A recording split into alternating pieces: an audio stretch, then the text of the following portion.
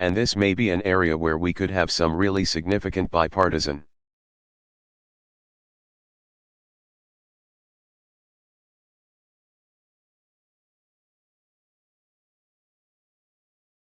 legislation that doesn't eliminate all the other challenges we've got.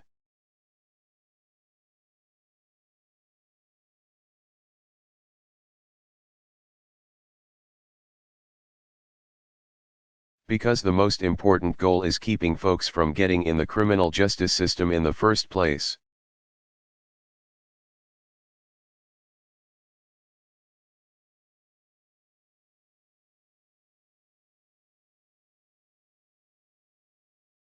Which means early childhood education and good jobs.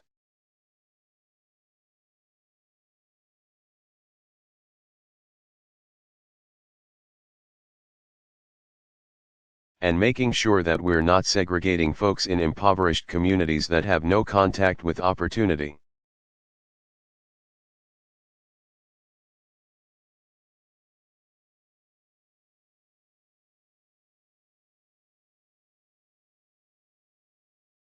But this can make a difference.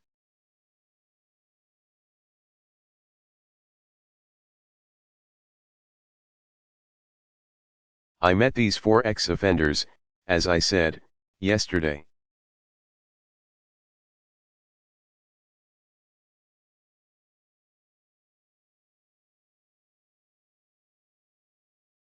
And what was remarkable was how they had turned their lives around.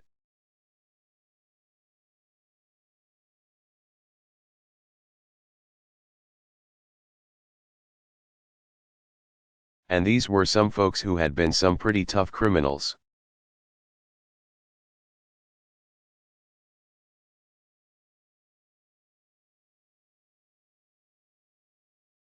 One of them had served 10 years, another was a repeat offender that had served a lot of time.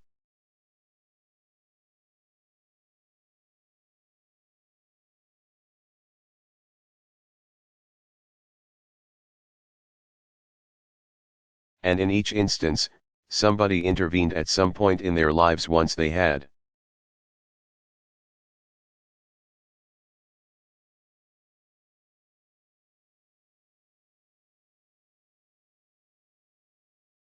Already been in the criminal justice system, once they had already gotten in trouble and said,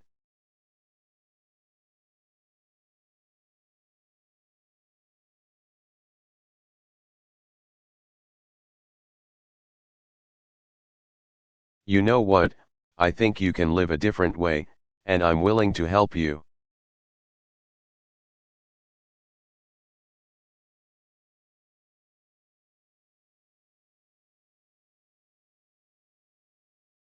And that one person, an art teacher, or a GED teacher, or somebody who was willing to offer a guy a job, I want to give a shout out to 5 guys.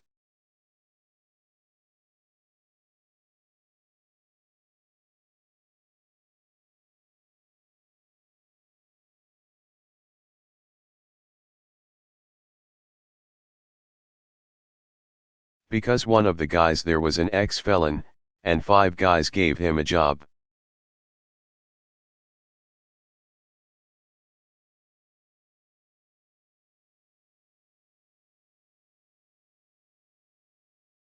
And he ended up becoming a manager at the store and was able to completely turn his life around.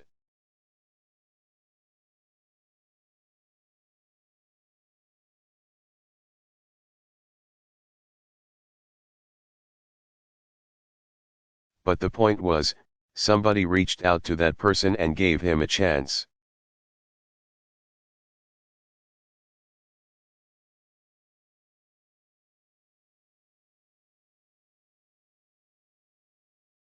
And so part of our question should be, how about somebody reaching out to these guys when they're 10, or 11, or 12, or 8?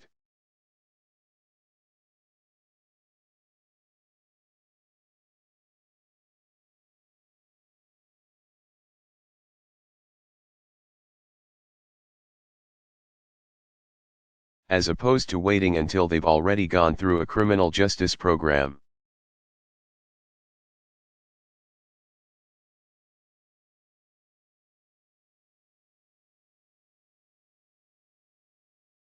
That's part of why we're doing My Brother's Keeper.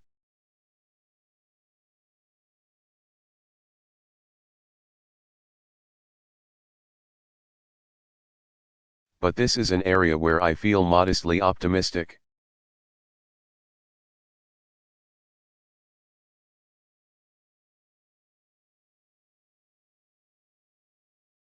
I think in the meantime we've got to stay on top of keeping the crime rate down.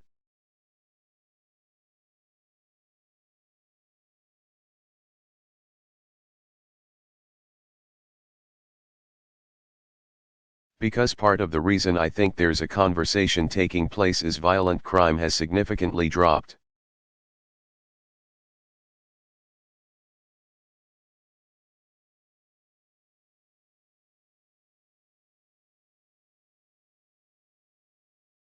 Last year, we saw both incarcerations and the crime rate drop.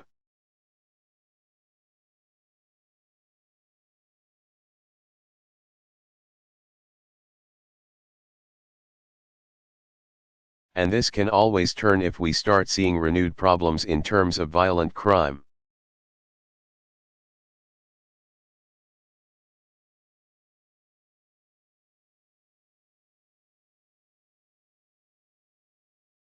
And there's parts of the country where violent crime is still a real problem.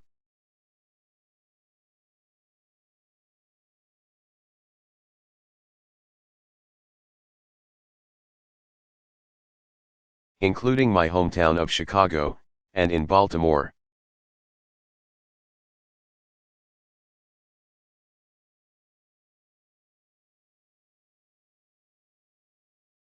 And part of what I've asked Attorney General Lynch to do is to figure out how can we refocus attention.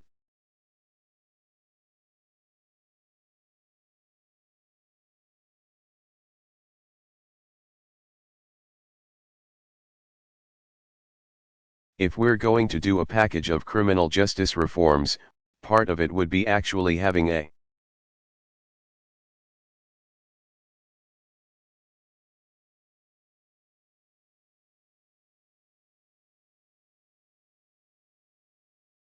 greater police presence and more law enforcement in the communities that are really getting hit hard and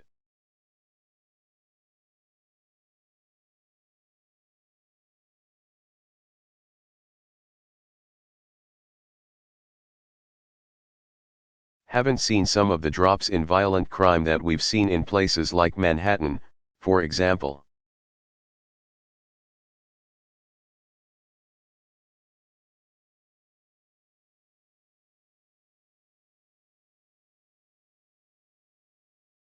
With respect to the visit to Kenya, it's obviously something I'm looking forward to.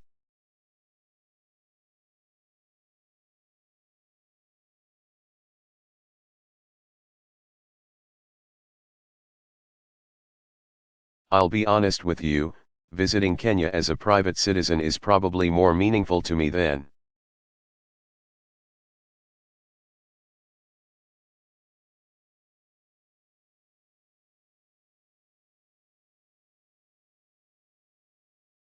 visiting as president because I can actually get outside of a hotel room or a conference center.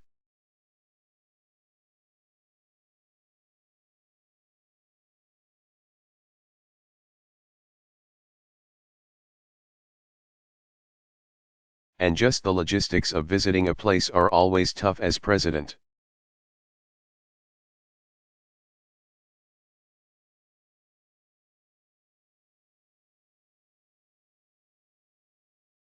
But it's obviously symbolically important.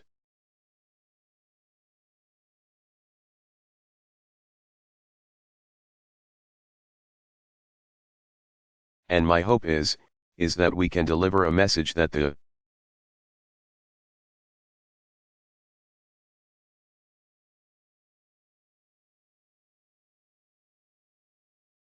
U.S.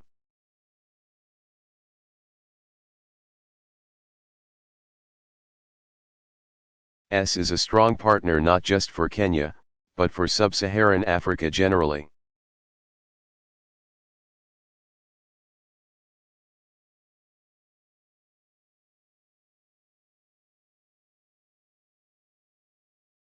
Build on the progress that's been made around issues of health and education.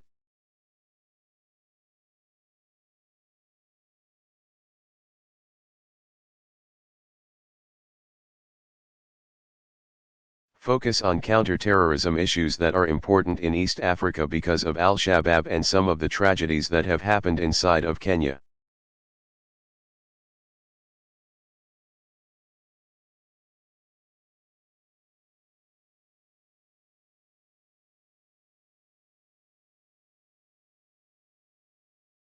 And continue to encourage democracy and the reduction of corruption.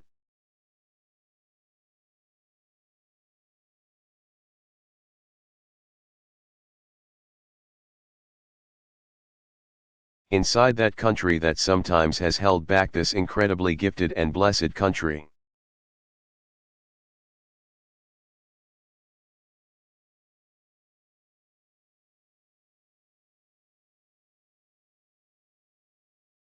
And with respect to the Medal of Freedom, there's no precedent for revoking a medal.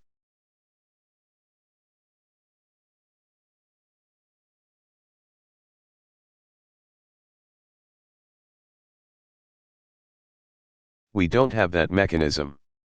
And as you know, I tend to make it a policy not to comment on.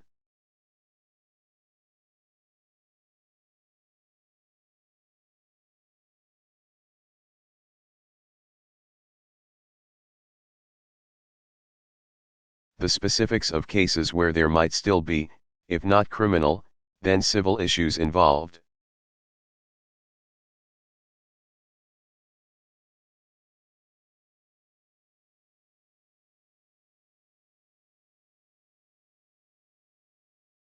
I'll say this, if you give a woman or a man, for that matter without his or her knowledge,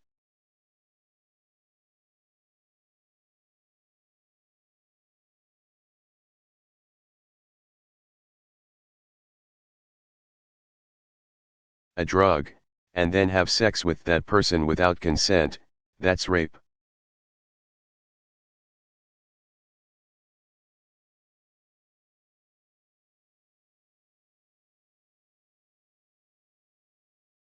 And I think this country, any civilized country, should have no tolerance for rape.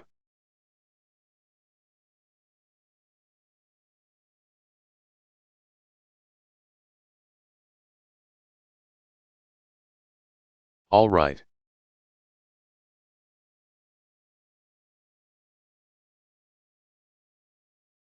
Have we exhausted Iran questions here?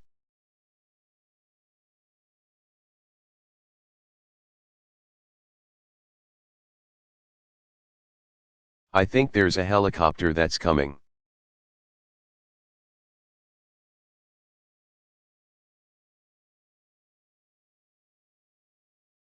But I really am enjoying this Iran debate.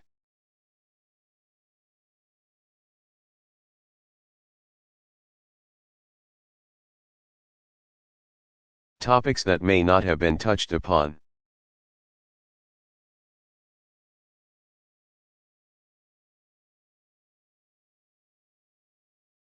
Criticisms that you've heard that I did not answer? Go ahead. I know Josh is getting a little stressed here, but I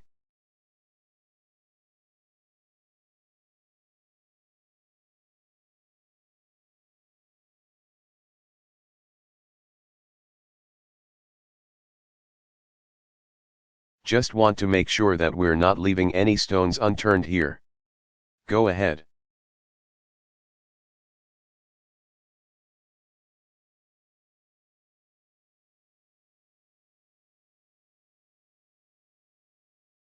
Question.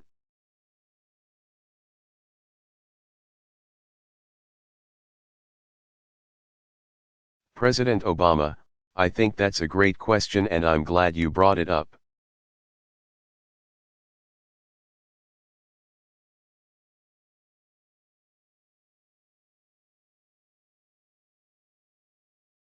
I think it is a mistake to characterize our belief that they will just spend it on daycare centers.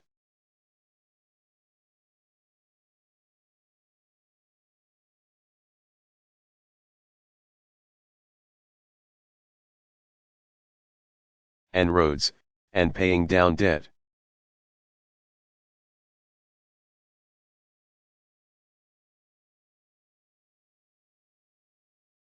We think that they have to do some of that.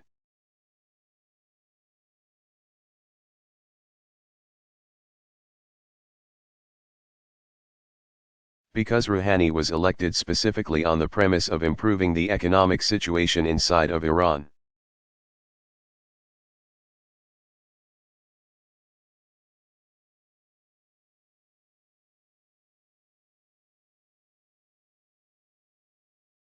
That economy has tanked since we imposed sanctions.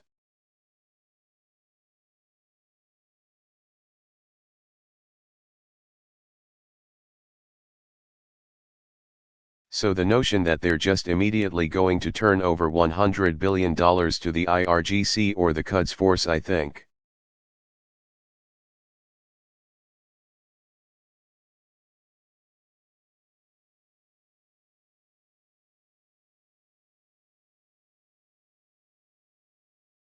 Runs contrary to all the intelligence that we've seen and the commitments that the Iranian government has made.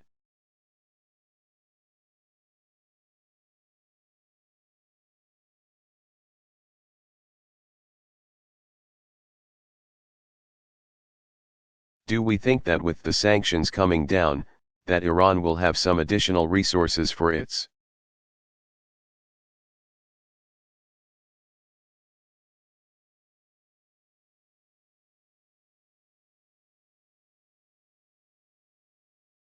military and for some of the activities in the region that are a threat to us and a threat to our allies?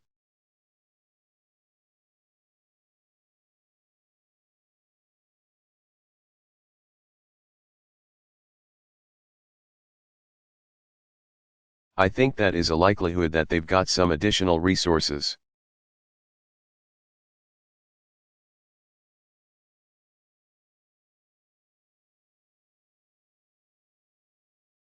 Do I think it's a game changer for them?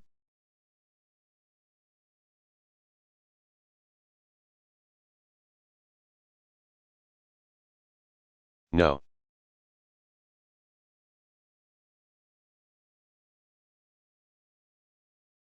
They are currently supporting Hezbollah, and there is a ceiling, a pace at which they could support Hezbollah even more.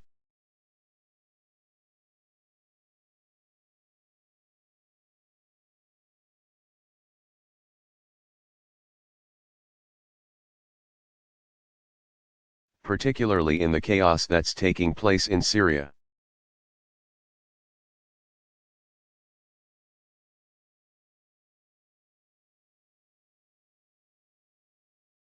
So can they potentially try to get more assistance there? Yes. Should we put more resources into blocking them?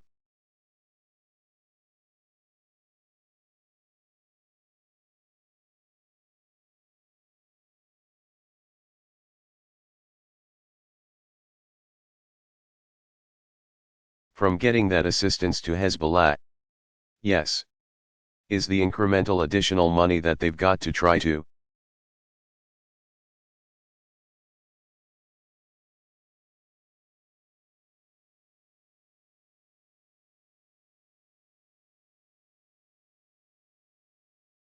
destabilize the region or send to their proxies, is that more important than preventing Iran from getting a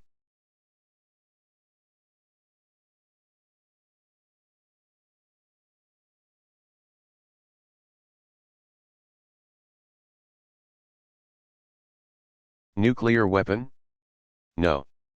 So I think again, this is a matter of us making a determination of what is our priority.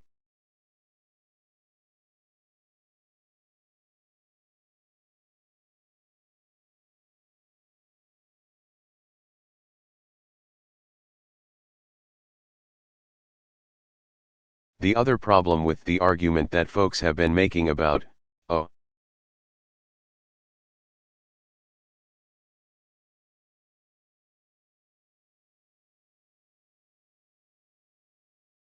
this is a windfall and suddenly Iran is flushed with cash, and they're going to take over the world.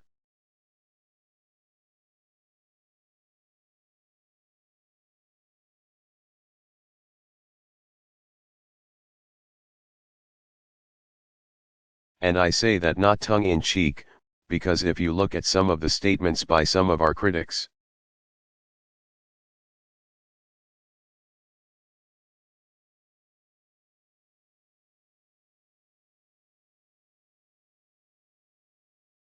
you would think that Iran is, in fact,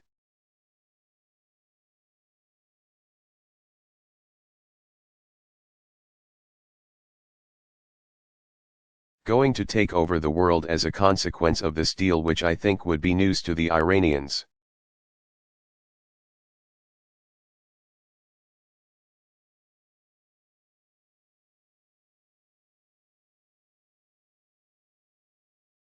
That argument is also premised on the notion that if there is no deal, if Congress votes down this deal,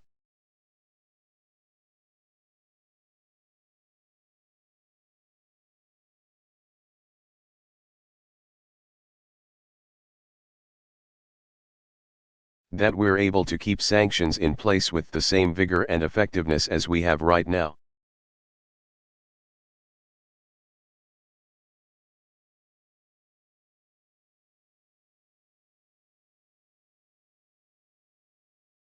And that, I can promise you, is not true. That is absolutely not true. I want to repeat.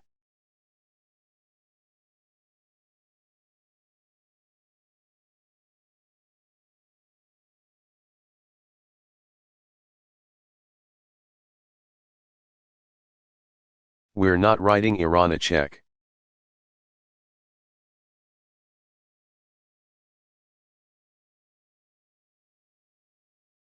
This is Iran's money that we were able to block from them having access to.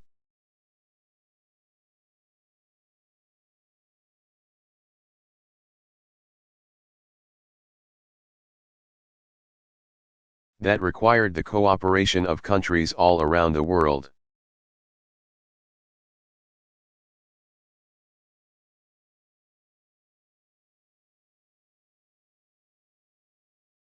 Many of whom really want to purchase oil from Iran.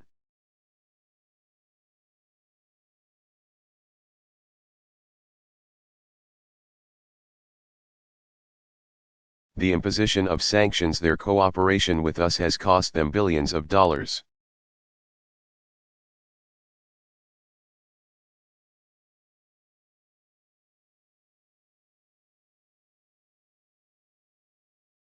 Made it harder for them.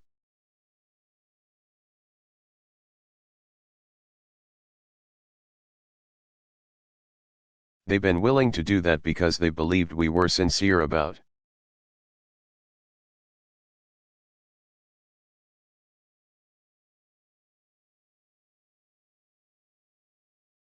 trying to resolve the nuclear issue peacefully.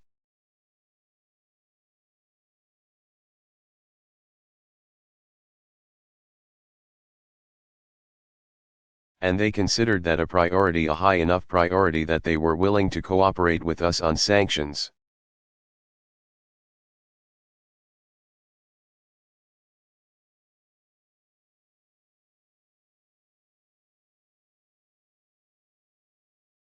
If they saw us walking away, or more specifically, if they saw the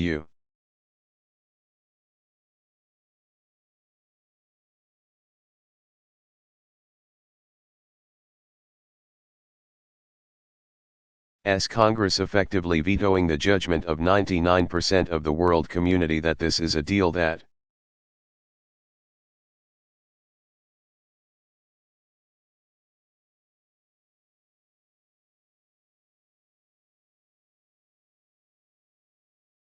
resolves the Iranian weapons program, nuclear weapons program, in an equitable way, the sanctions system unravels.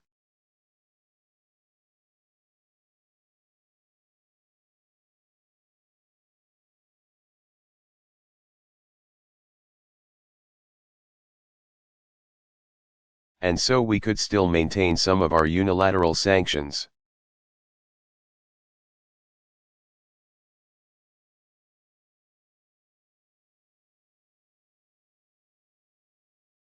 But it would be far less effective as it was before we were able to put together these multilateral sanctions.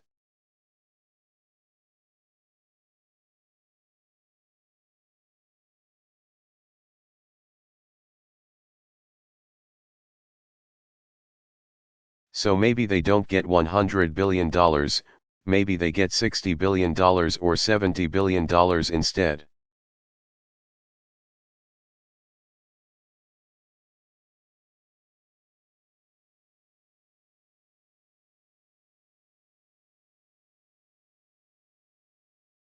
The price for that we paid is that now Iran is pursuing a nuclear weapon. We have no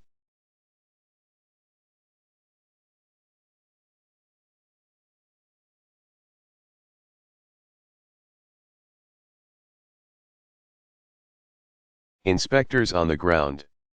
We don't know what's going on. They're still getting some cash windfall.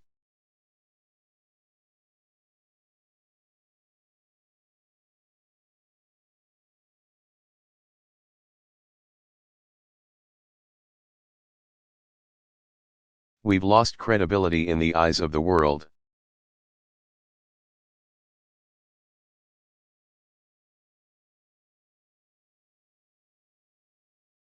We will have effectively united Iran and divided ourselves from our allies. A terrible position to be in.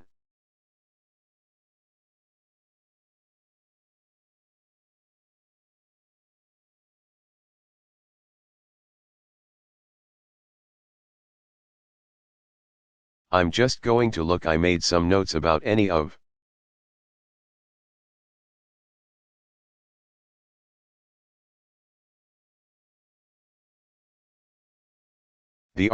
the other arguments that I've heard here.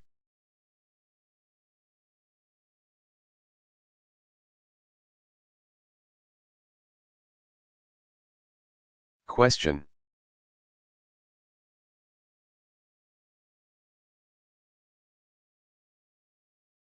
President Obama, right?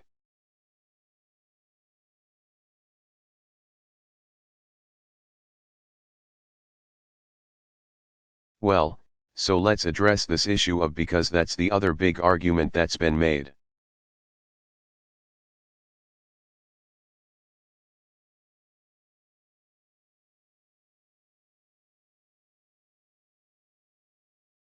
All right, let's assume that the deal holds for 10 years, Iran doesn't cheat.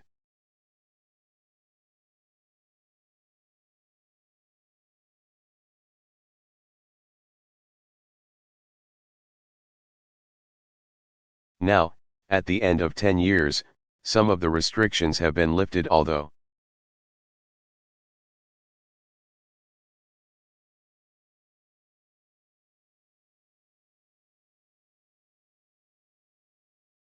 remember, others stay in place for 15 years.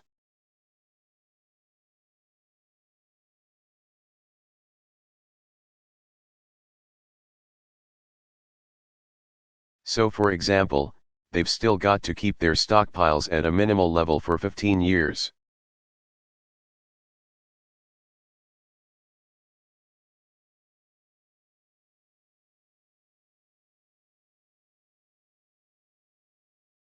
The inspections don't go away, those are still in place 15, 20 years from now.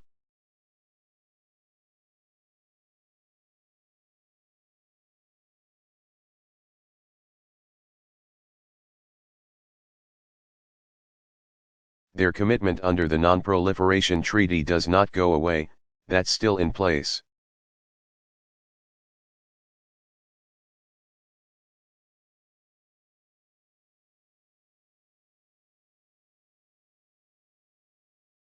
The additional protocol that they have to sign up for.